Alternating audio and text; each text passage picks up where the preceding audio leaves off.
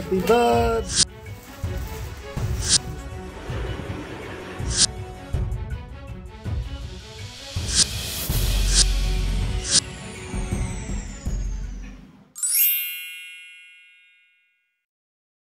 Hello everyone, welcome back to my channel. তোমরা সবাই কেমন আছো? আশা করি সবাই ভালো আছো, আমরাও ভালো আছি এবং সুস্থ আছি। আজকে রবিবার, সকাল এখন 6টা।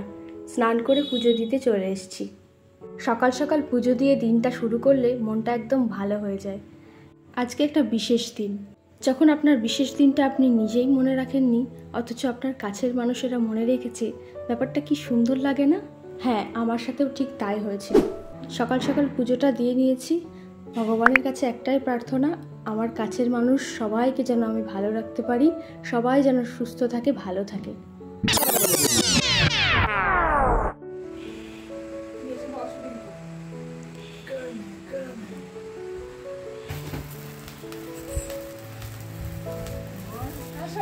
Happy birthday to you. Happy birthday to boss.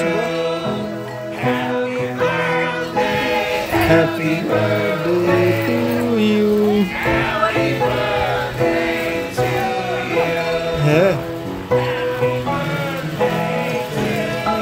হাততালি দাও, হাততালি দাও।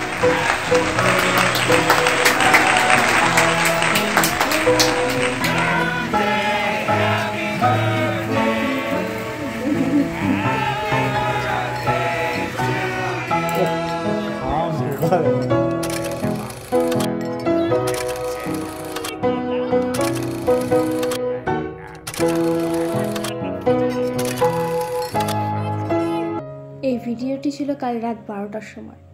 রাত 10:30টার মধ্যে যেরকম খাওয়া দাওয়া হয় সেরকমই খাওয়া দাওয়া হলো। তারপর দাদাভাইয়ের ঘরে আমার কিছু কাজ ছিল, সেগুলো মিটিয়ে আমি ঘরে গেলাম। ততক্ষণ দেখি দাদাভাই আমাদের ঘরে বসে আছে, খুব স্বাভাবিকভাবেই বসেছিল, যেরকম আর 5টা দিন থাকে। তারপর প্রতিদিনের মতো আমিও শুয়ে পড়লাম, বড়ের সাথে বেশ গল্প করলাম, ও গল্প করলো। তারপর স্বাভাবিক ছন্দেই ও যেরকম কাজ করে সেরকম কাজ নিয়ে বসেছিল, তাই আমিও ক্লান্ত ছিলাম বলে ঘুমিয়ে পড়েছি। ঠিক রাত 12টার সময় দেখি একটা হ্যাপি বার্থডে গান বাজছে। প্রথমে তো আমার ঘুম ভাঙেনি, একটা আবছা আওয়াজ আসছিল কানে।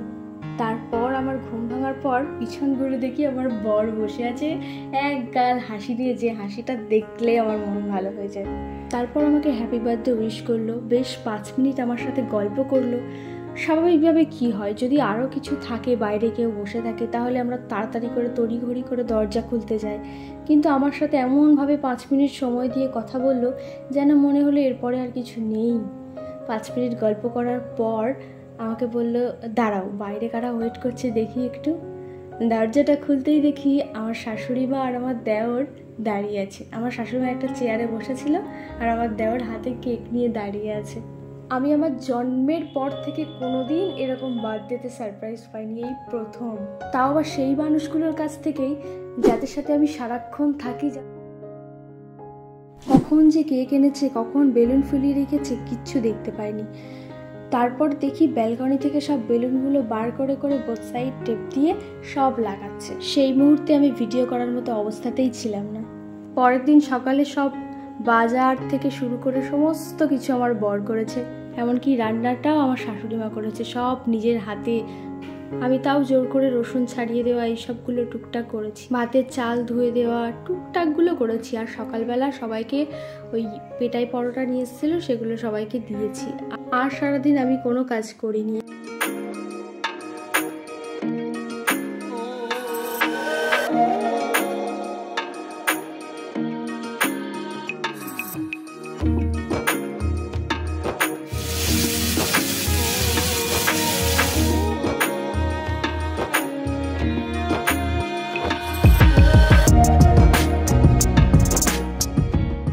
হচ্ছে পায়েস, আর এখানে মাংস সিদ্ধ হচ্ছে, আর যা লাগে সমস্ত কিছু আমার বর হেল্প করেছে।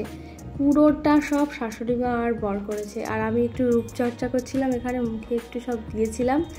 তারপর আমি রেডি হয়ে গেছি, আবার স্নান করে, সকালে একবার স্নান করেছিলাম, তাও আরেকবার স্নান করে রেডি হয়ে গেছি।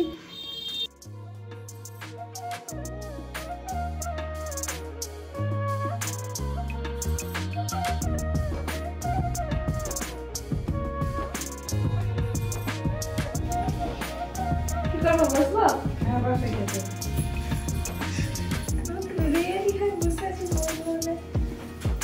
পুরোটা সুন্দর করে ঘুরিয়ে কেমন একটা ইয়ে করে না? হ্যাঁ, এতগুলো থালা রয়েছে, কি করে ঘুরিয়ে হবে?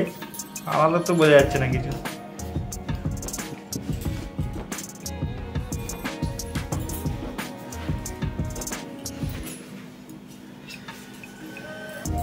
যেমন র ভিডিও হয়।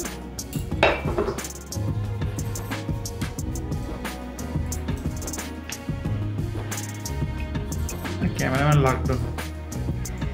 ওদিকটা এখানে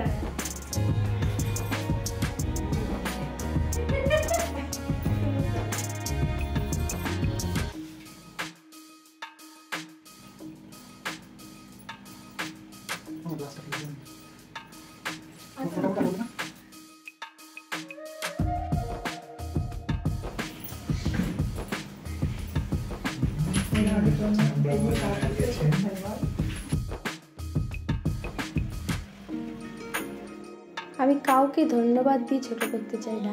আমার জন্য এত কিছু করার জন্য অনেক অনেক ভালোবাসা। একটু খাইয়ে দাও।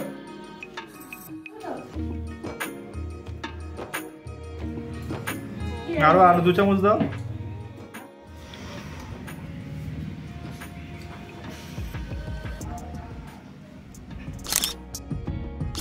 আর এত সুন্দর করে যে খাবারগুলো সাজিয়ে দিয়েছে সে কিন্তু আর কেউ না, আমার বর।